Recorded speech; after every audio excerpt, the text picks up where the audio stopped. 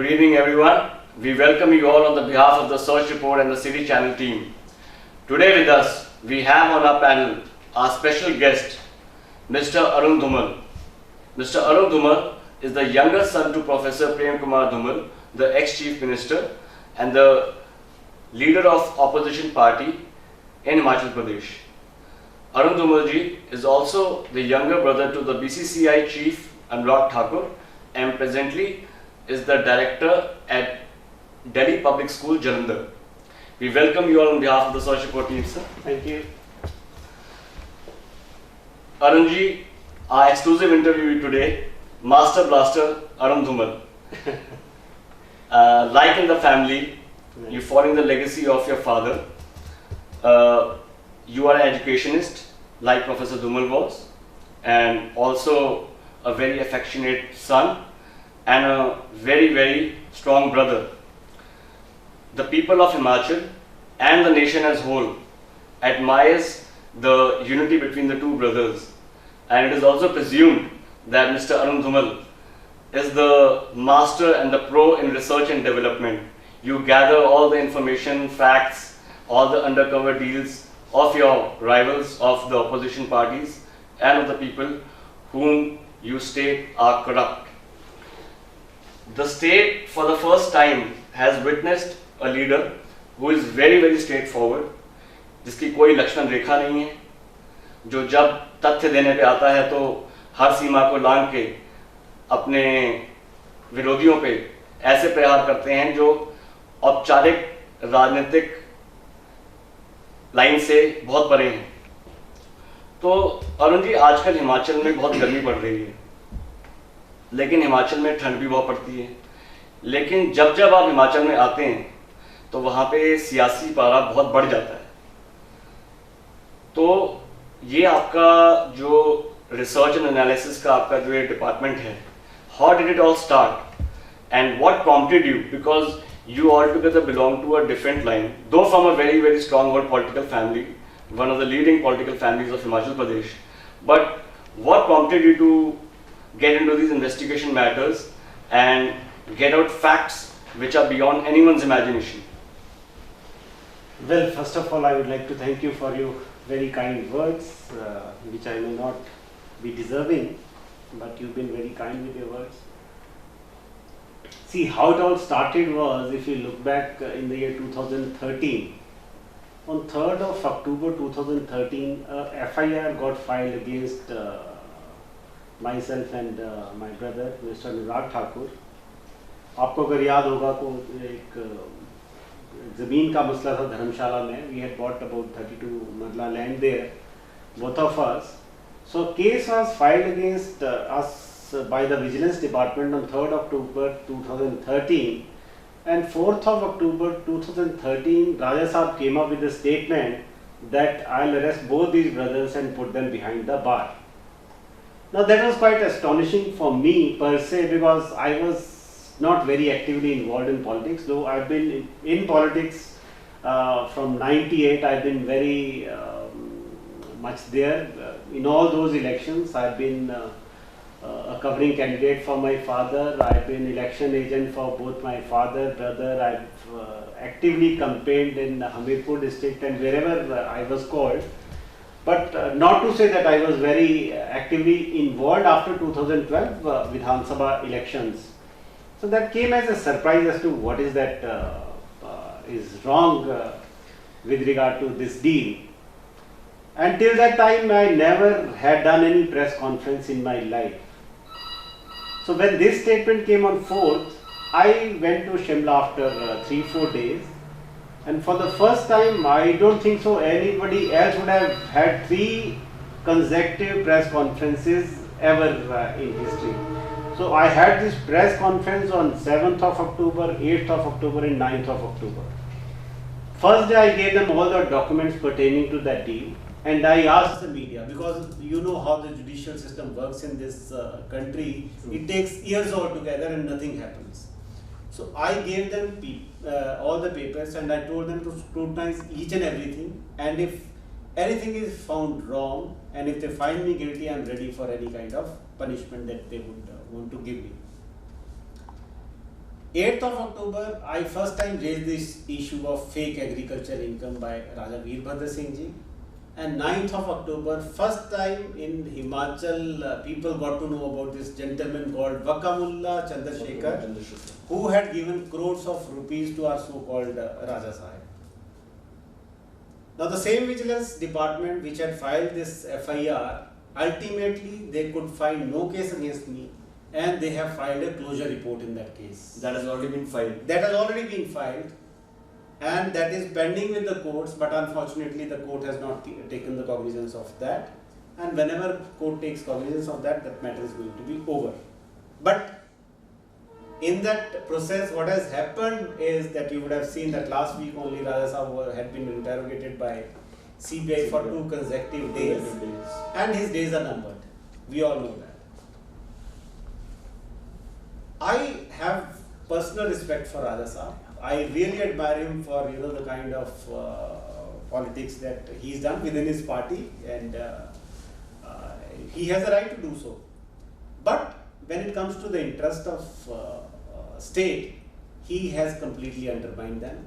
He has only looked after the interest of his kith and kin, and that has been proven in these 2 cases. Now, in a democracy, every citizen has equal rights.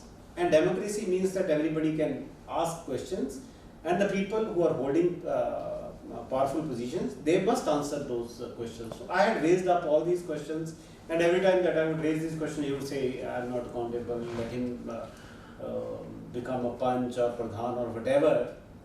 But that is not the case. He has to be answerable. And now he has to answer the CBI fellows the same questions that I had been asking. So that is the question. This is what has happened in the process in the last 2.5 years, and like I said, his days are numbered. He would get the punishment that he deserves.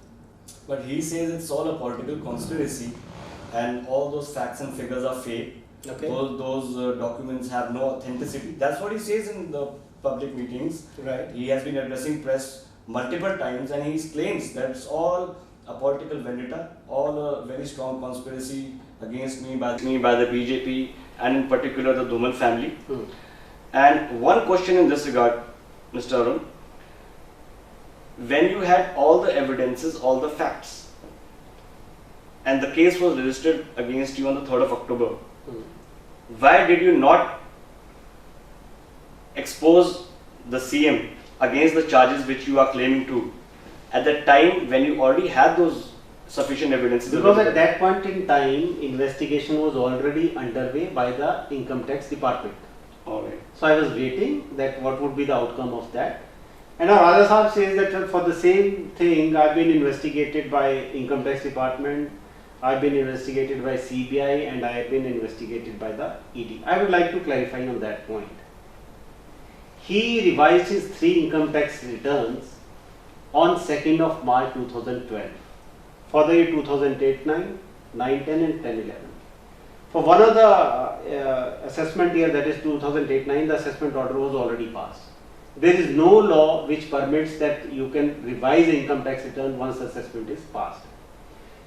When this assessment proceedings were going on, till July 2011, he was trying to justify his agriculture income of 7.35 lakh. He gave an agreement between Vishambar Das and Ram Asre, his manager who is taking care of his orchards, and he gave along with that expenditure statement of 3.16 lakh rupees. So 10.50 lakh was the total contract amount with Mr. Vishambar Das. 3.16 lakh was the expenditure, net amount was 7.34 lakh, and he claimed the agriculture income of 7.35 lakh. So 29th of July 2011, his assessment order was passed by Dr. Vasundhara Manyu, that assessment officer at that point in time, and he was given 1 month's time that in case he has any objection, he can file a complaint with the DC, or he can get it revised. He did not do anything till August, September, October, November. Now in December 2011, this guy Nan Chauhan got interrogated by the income tax department. Was it an act of negligence or was it an act of malified intentions? It was purely an act of blatant corruption, laundering of money, and I will prove how. So in December 2011, Mr. Anand Chauhan got questioned by the Income Tax Department.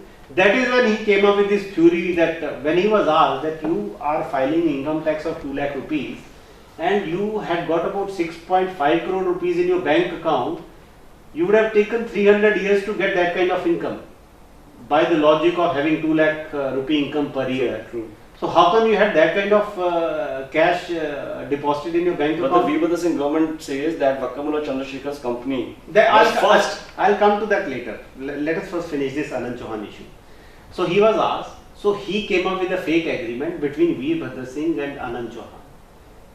It was signed on 15th of June 2008, whereby Mr. Veerbhadra Singh had given the rights to take care of his orchards to this guy Anand Chauhan for 3 years, and he would settle the accounts after. Who is an LIC agent? Who is an LIC agent. Now surprisingly, this agreement is fake agreement is dated 15th of June 2008, and by virtue of the agreement, he was justifying his income in July 2011 to be 7.35 lakh. That agreement is dated 17th of June 2008. So if you look at the sequence of events, if this agreement is, even if this agreement I say per se is genuine, 15 June 2008, it becomes null and void by virtue of the agreement which is signed 2 days after that on 17th of June. So ultimately 17th June agreement stands, which is signed between Ram Asre and Vishambar Das. So this agreement goes. Now, why CBI is looking into it? Now, I have a grudge against CBI. They have filed a plain case of disproportionate assets. But Arunji, sorry to interrupt you, the CBI is direct under the central government. Right. The central government is headed by Prime Minister Shri Narendra Modi, Right. who is your party's biggest leader.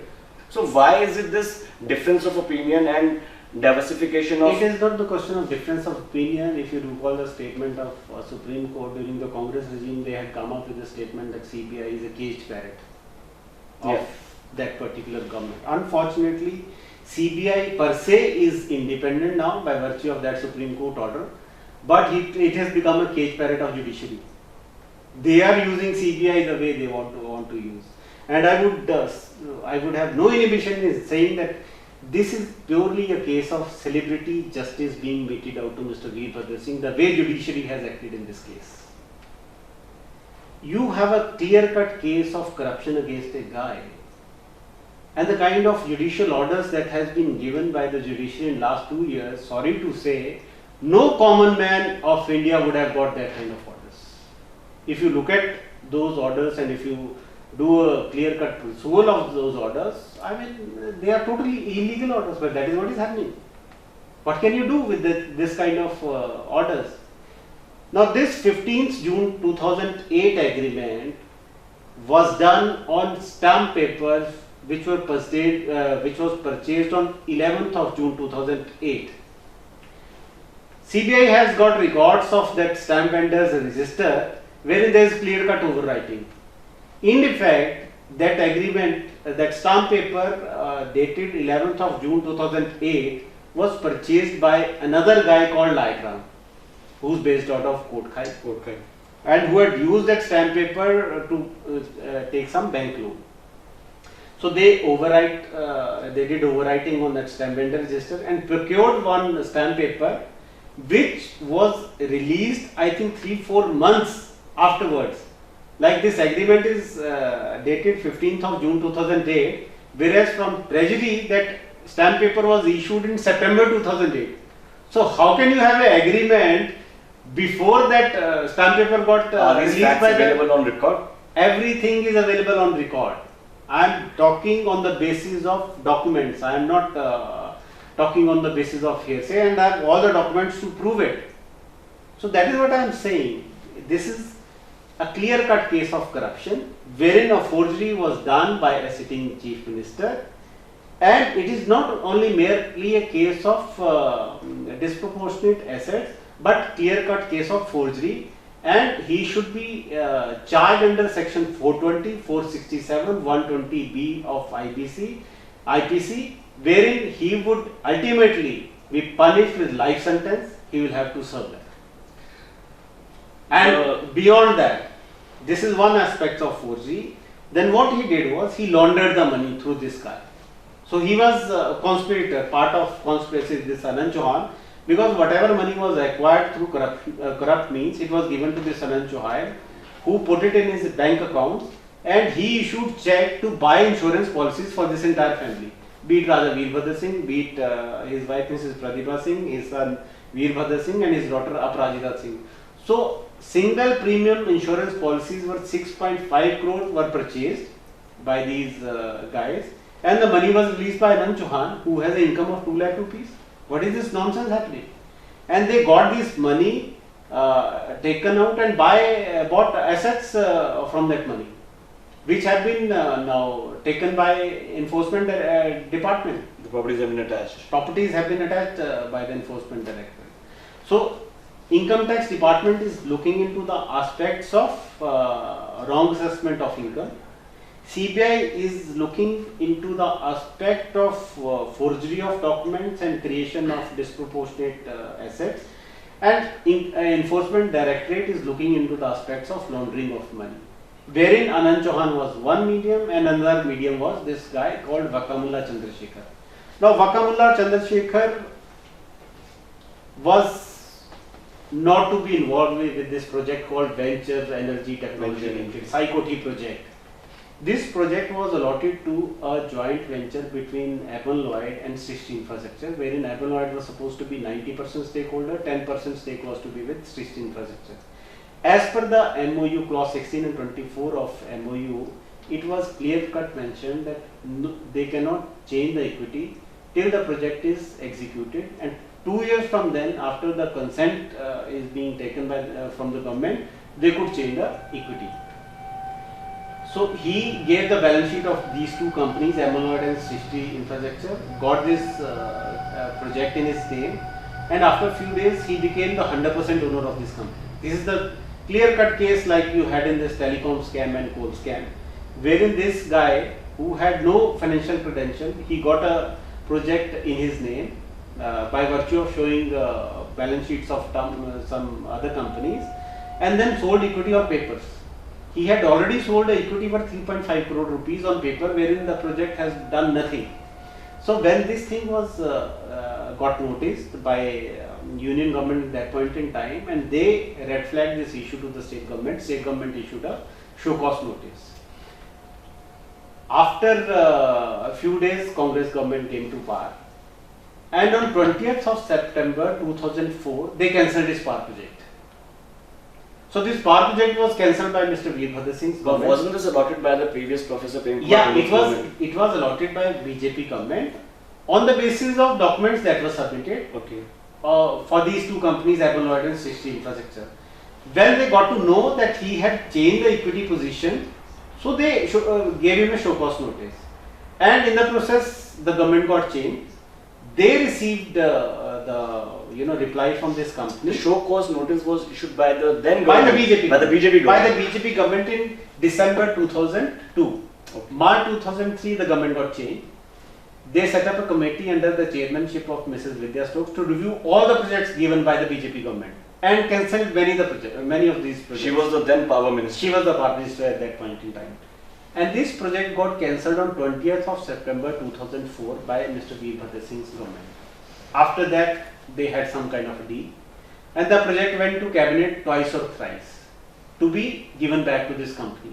So the cabinet ministers, they objected that we have only cancelled this project. Why should we give this project back to this guy when our government has only cancelled this project? So they did not agree to that. So in February 2005, a PIL got filed in this case. 28th of April, again the matter went to cabinet, and they said that this project has been terminated. Mr. Veerbhadra Singh was wanting to give the project back to this company, but the cabinet colleagues did not agree, and they asked for the retendering of the project.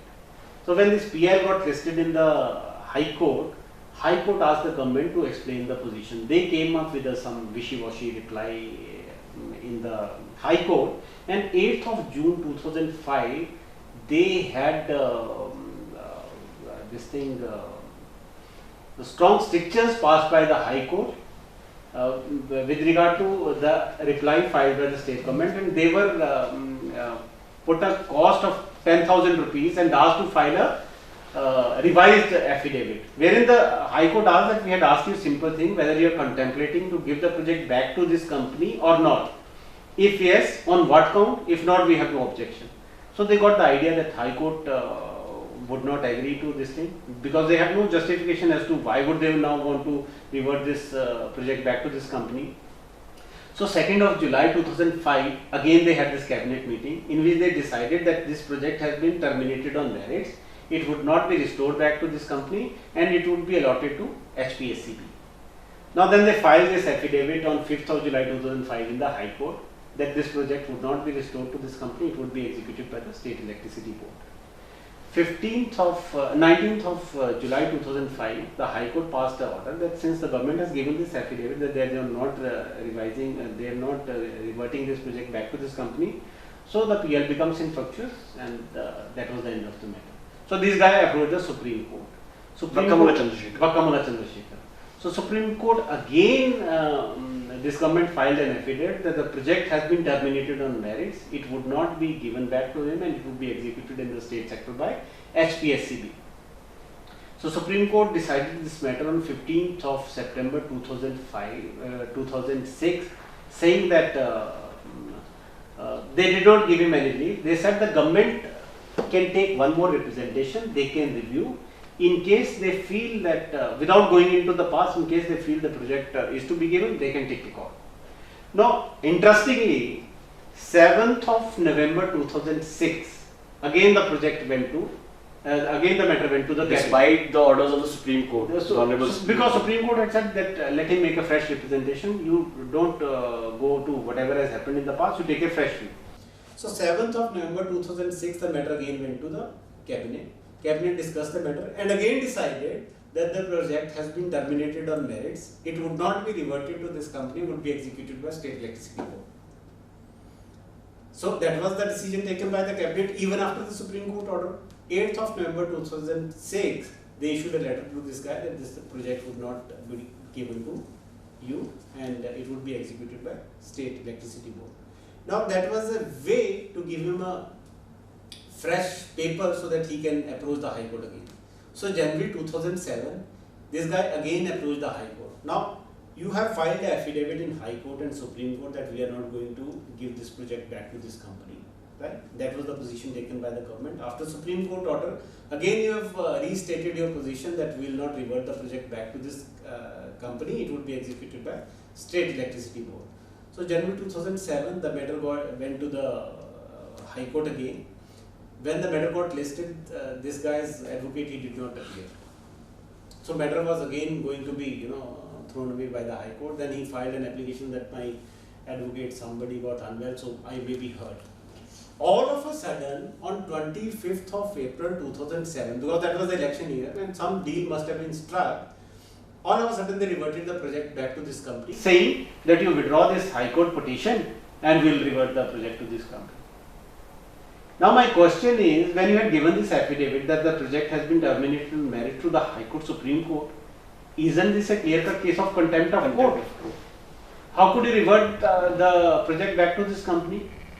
So did the and look at the sequence of events. After that, this guy pays his family 7.70 crore rupees. Shares worth rupees 98 lakhs got issued to the to Mrs. Pratibha Singh, Mr. Vikramaditya and Ms. Aparajita for free. They have not been able to justify where there were no bank transactions. There were no bank transactions for the same. But they have not been able to explain that till date. Alright. Right? So this guy paid them 7.7 crore rupees. Shares worth about 1 crore rupees got issued to this family. What more clear-cut quid pro quo arrangement can you see in any of the corruption cases, wherein it is clear what kind of favor has been granted to this guy and how the money exchange hands. So according to you, it's a quid pro quo state. It is a clear-cut case of corruption wherein quid pro quo is clearly established. Now this guy is a bankrupt. He has not been able to. Mr. Vakkamula Chandrasekhar has not been able to service his bank loans. Then how has he paid Veerbhadra Singh and his family? That is what the question was asked by the income tax department when they were investigating this matter. That your company's net balance sheet is in losses. You have not been able to repay your bank loans. How come you are giving a loan to Raja Saab, who's been 6-timer CM and twice Union Cabinet Minister? But Raja Saab said that he and his family was undergoing severe financial problems. He had to undergo. What kind of financial problems? He had to undergo a lot of necessary expenditures, and he borrowed that money from Vakamula Chandrasekhar on an interest-free basis. Isn't that the statement which was given by Veerbhadra Singh? That is the most ridiculous statement that he has given. He also said that no bank he applied for a loan also. This was rejected. At that point in time, Raja Saab had bank balances in terms of bank balances and FDs worth rupees 15 crore rupees. When he took this amount from 15 crores or 6 crores? His own. At that point in time, including the FDs. Yeah. So there was no business for him to take loan from this guy. When he was questioned this fact, he said, I thought कि FD किस लिए तोड़वानी है, मेरा दोस्त है, मैं इससे loan ले लूँ. ना दोस्त जो फटे हाल है, जिसका बैंक का लोन उससे दिया नहीं जा रहा, जिसकी अपनी कंपनी घाटे में है, वो हमारे राजा साहब को लोन दे रहा है जो खुद करोड़पति हैं, जिनके पास अरबों खरबों की जमीनें हैं, जो वो क्लेम करते हैं. जबकि राजा साहब की भी स्थिति ऐसी थी कि अक्टूबर 1974 में जब तक ये केंद्रीय मंत्री नहीं बने थे और उसके बाद मुख्यमंत्री भी सब्सिक्वेंटली बने, इनको हॉली लॉज के पास की अपनी जमीन 5,000 रुपए में बेचनी पड़ी. I did a press conference on that issue also, that जब तक आप मुख्यमंत्री नहीं बने थे या कैबिनेट मिनिस्टर नहीं बने थे, तब तक तो हालात ये थे कि 5,000 रुपए के लिए आपको अपनी जमीन, पुश्तैनी जमीन बेचनी पड़ी हॉली लॉज के पास की. और हम सब जानते हैं कि अपने घर के पास की जमीन कोई उस स्थिति में बेचता है जब आपके पास कोई और चारा ना. जिन लोगों ने वो जमीन खरीदी 1974 में 5,000 रुपए देके, उन लोगों को आज दिन तक भटकना पड़ रहा है, उनको परमिशन नहीं मिली वहां पर घर बनाने की. ये जमीन हॉली लॉज के साथ, हॉली लॉज के पास में. और इस बार की सरकार में राजा साहब ने उसी जमीन के पास में अपने सुपुत्र विक्रमादित्य जी को परमिशन दे दी 2 होटल बनाने की. ये कैसी न्याय व्यवस्था है इस प्रदेश में कि जो लोग आपके बुरे वक्त में आपका साथ देते हैं, जब आपको 5,000 रुपए की जरूरत होती है, उनको आप वहां पे घर बनाने नहीं देते और अपने बेटे को आप परमिशन देते हो होटल बनाने की उसी जमीन. वो लोग आज भी दर दर की ठोकरें खा रहे हैं क्योंकि इनकी सरकार ने, आप विडंबना देखिए सिस्टम की, कि 5,000 रुपए के लिए आपको जमीन बेचनी पड़ी. फिर आपको लगता था मैं राजा हूं, मेरे पास पे आके कोई आम आदमी कैसे अपना घर बना ले. जब आपकी सरकार बनी 2003 में, तो आपने 2006-07 में वो सरकार से जमीन एक्वायर करवा ली in the name of forestation. तो जिन्होंने वो जमीन ली है उन्होंने एविक्शन क्यों नहीं किया? कोई उन्होंने वो आज तक भी ऑब्जेक्ट कर रहे हैं. तो ये मीडिया में इशू इतना हाईलाइट ही नहीं हुआ कभी. उन्होंने रेवेन्यू में भी वो गए हैं, वो कोर्ट में केस लड़े. उन्होंने आज तक कॉम्पनसेशन जमीन का नहीं लिया कि हमें कॉम्पनसेशन नहीं चाहिए, मुझे जमीन दीजिए. अब आपके राहुल गांधी जी कहते हैं कि किसानों की जमीन ले लेते हैं, अगर वहां पे वो काम नहीं होता तो उसके लिए वो वापस करनी चाहिए. अब राहुल गांधी जी से मेरा निवेदन है कि वीरभद्र सिंह जी को बोलें, जो जमीन ले ली गई फॉरेस्टेशन के नाम पर, वहां एक भी पेड़ नहीं लगाया गया, वो कृपया जमीन उन लोगों को वापस करें और उनको घर बनाने की अनुमति दें. जब ये सरकार अपने सुपुत्र को वहां होटल बनाने की परमिशन दे सकती है, तो उन आम लोगों का क्या गुनाह है जिन्होंने बुरे वक्त में आपका साथ दिया? मेरा प्रश्न राजा साहब से ये है.